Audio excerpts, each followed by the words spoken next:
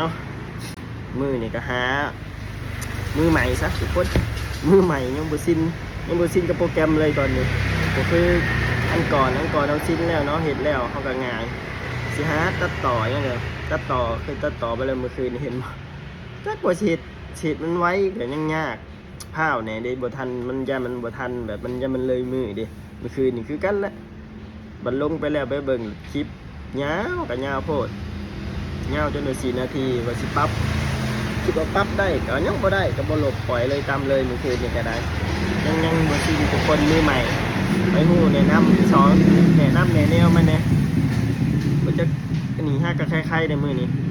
ใครในแล้วมื้อนี้บ่นักกิน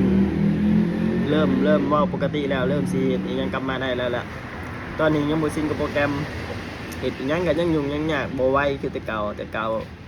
จับมาหน่อยเดียวเฮาก็ยังเฮ็ดทันแล้วเนาะเฮาซินเนาะอันนี้ยังบ่ซินยังบ่ยังเลยเครื่องตัดมันก็ได้เอ้า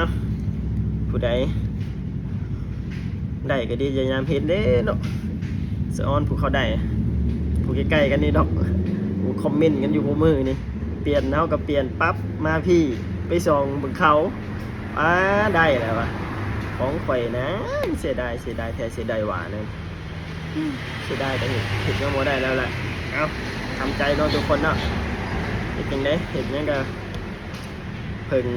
งจังได้เนาะเพิ่งตัวเองดีที่สุดเพิ่นว่ายังก็ยังก็บ่สู้ตัวเองเนาะทุกคนเนาะ